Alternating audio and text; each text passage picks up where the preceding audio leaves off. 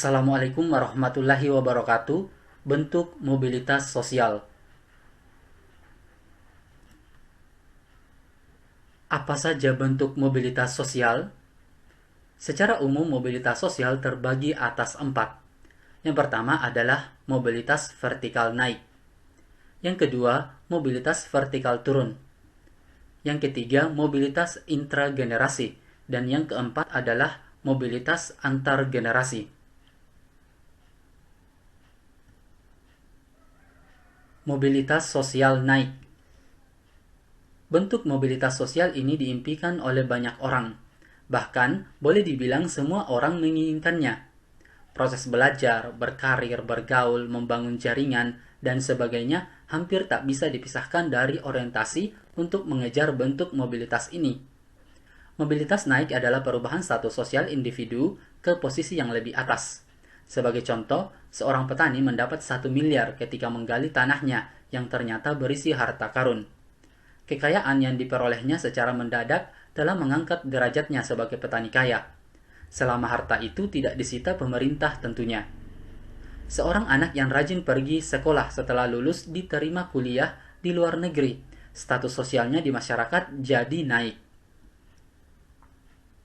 Bentuk utama mobilitas sosial naik ada 2 macam, yaitu pertama, meliputi perubahan posisi sosial dari bawah ke posisi yang lebih atas.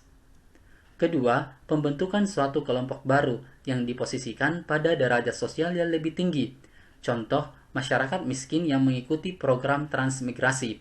Di tempat barunya, para warga diberikan tanah untuk bertani dan memulai hidup baru. Mobilitas sosial turun. Kebalikan dari mobilitas naik, mobilitas vertikal turun dihindari oleh setiap orang, kecuali segelintir orang saja yang mau atau sedang melakukan eksperimen. Posisi sosial di kelas bawah dianggap identik dengan kemiskinan, kemelaratan, kesusahan, dan kesehatan yang buruk.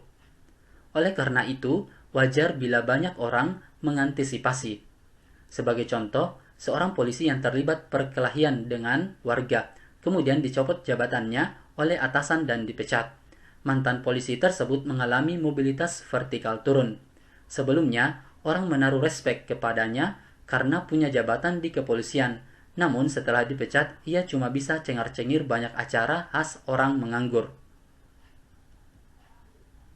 Bentuk mobilitas vertikal turun juga dapat diklasifikasikan menjadi 2. Pertama, sebagaimana contoh di atas, yaitu individu yang mengalami penurunan posisi atau sosial. Yang kedua, disintegrasi kelompok besar menjadi kelompok sosial yang lebih kecil, sehingga menurunkan derajatnya di mata kelompok lain. Misalnya, negara-negara pecahan Uni Soviet di Asia Tengah yang kini dianggap sebagai negara kecil dan miskin. Mobilitas intragenerasi. Mobilitas bentuk ini merupakan jenis mobilitas vertikal dalam lingkup satu generasi. Dengan kata lain, dampak dari mobilitas yang terjadi dirasakan oleh dirinya sendiri saja. Mobilitas intragenerasi merupakan mobilitas yang bisa naik dan bisa turun. Sebagai contoh, seorang siswa yang naik kelas. Naik kelas merupakan bentuk mobilitas naik. Siswa yang menjadi adik kelasnya akan menaruh respek pada mereka yang naik kelas. Naik kelas adalah bentuk mobilitas sosial naik dalam intragenerasi. Contoh mobilitas intragenerasi turun misalnya mirip dengan yang sudah disebutkan, yaitu polisi yang dipecat secara tidak hormat karena menyalahgunakan wewenangnya. Dampak dari turunnya pangkat atau dipecat dirasakan oleh orang yang mengalaminya. Teman sekantornya dulu menjadi tidak respek lagi padanya.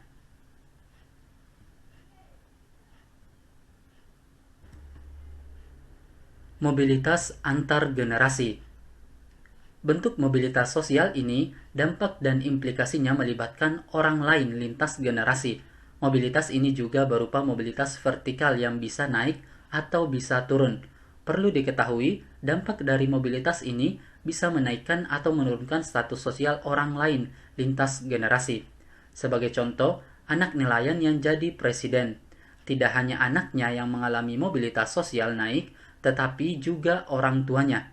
Bahkan anaknya, kakek neneknya, atau buyutnya jika masih ada. Masyarakat akan menaruh hormat pada orang-orang di sekelilingnya, terutama keluarganya. Sebaliknya, jika anak presiden jadi maling duit rakyat, jatuhlah status sosial keluarganya. Analisis tentang mobilitas antar generasi sering digunakan untuk menjadi pijakan kebijakan publik.